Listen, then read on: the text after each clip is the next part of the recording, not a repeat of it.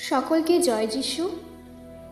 অনেক মুসলিম ভাই বোন আছে যারা বলে খ্রিস্টানরা নরবলিতে বিশ্বাস করে।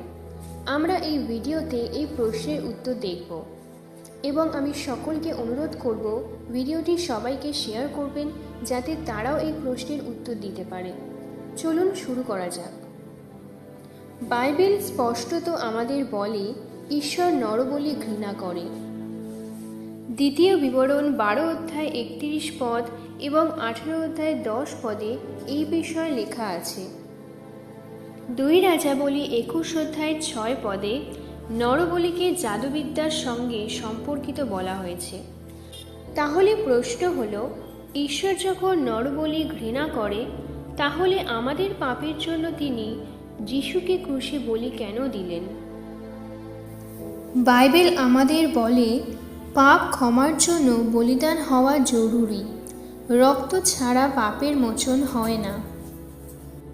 ঈশ্বর যখন মসিকে ব্যবস্থা দিয়েছিল তখন পুঙ্খানুপুঙ্খভাবে ঈশ্বর বলে দিয়েছিল কিভাবে, কখন এবং কি কি শর্ত মেনে পশু বলি দিতে হবে।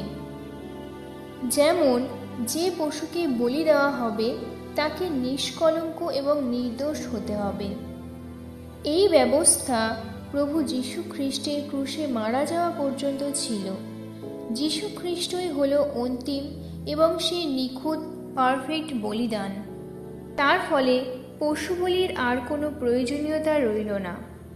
ইব্রিয় 10 অধ্যায় 3 থেকে 4 পদে লেখা আছে, কিন্তু ওই সকল যজ্ঞে বৎসর বৎসর পুনর্বার পাপ স্মরণ করা হয়, কারণ বৃষের কি ছাগের রক্ত যে পাপ হরণ করিবে ইহা হইতেই পারে না।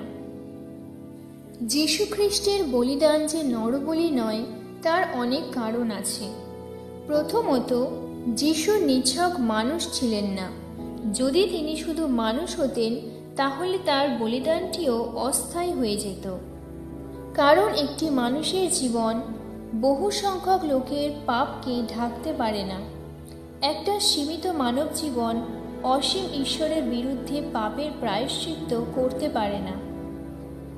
একমাত্র কার্যকর বলিদান অবশ্যই অসীম হতে হবে, যার অর্থ শুধুমাত্র ঈশ্বর নিজেই পারে মানবজাতির পাপের প্রায়শ্চিত্ত করতে।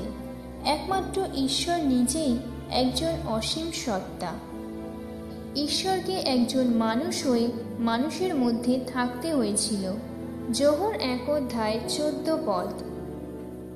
আর সেই বাক্য মাংসে মূর্তিমান হইলেন এবং আমাদের মধ্যে প্রবাস করিলেন, আর আমরা তাহার মহিমা দেখিলাম, যেমন পিতা হইতে আগত এক জাতের মহিমা। দ্বিতীয়ত, ঈশ্বর তার পুত্রকে বলি দেননি। ঈশ্বর একটি পরিকল্পনা করেছিলেন তার পুত্রের মধ্য দিয়ে মানবজাতির উদ্ধারের জন্য। তাই প্রভু যীশু খ্রিস্টই নিজেকে উৎসর্গ করেছিলেন। কেউ তাকে জোর করেনি, তিনি স্বেচ্ছায় তার জীবন দান করেছিলেন। যেমন তিনি তার জীবন সম্পর্কে স্পষ্টভাবে বলেছিলেন। যোহন 10 অধ্যায় 18 পদ। কেহ আমা হইতে তাহা হরণ করে না, বরং আমি আপনা হইতেই তাহা সমর্পণ করি।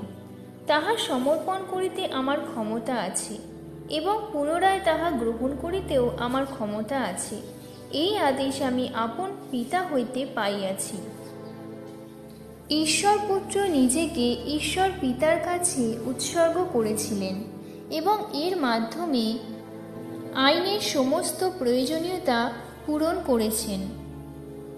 অস্থায়ী বলিদানের বিপরীতে যিশুর একবার সর্বকালের বলিদান তার পুনরুত্থান দ্বারা অনুসরণ করা হয়েছিল।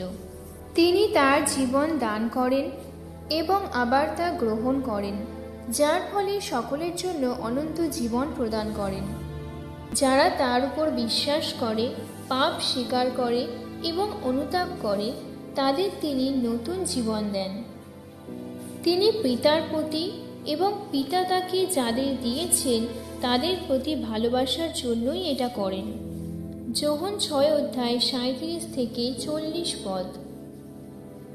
পিতা যে সমস্ত আমাকে দেন সে সমস্ত আমারই কাছে আসিবে, এবং যে আমার কাছে আসিবে তাহাকে আমি কোনো মতে বাহিরে ফেলিয়া দিব না। কেননা আমার ইচ্ছা সাধন করিবার জন্য আমি স্বর্গ হইতে নামিয়া আসি নাই, কিন্তু যিনি আমাকে পাঠাইয়াছেন তাহারই ইচ্ছা সাধন করিবার জন্য। আর যিনি আমাকে পাঠাইয়াছেন তাহার ইচ্ছা এই, তিনি আমাকে যে সমস্ত দিয়াছেন তাহার কিছুই যেন না হারাই, কিন্তু শেষ দিনে তাহা যেন উঠাই। কারণ আমার পিতার ইচ্ছা এই, যে কেহ পুত্রকে দর্শন করে ও তাহাতে বিশ্বাস করে সে যেন অনন্ত জীবন পায়, আর আমিই তাহাকে শেষ দিনে উঠাইব। ভিডিওটি শেষ পর্যন্ত দেখার জন্য ধন্যবাদ। চ্যানেলটি সাবস্ক্রাইব করবেন এই ধরনের নতুন ভিডিও পেতে। God bless you.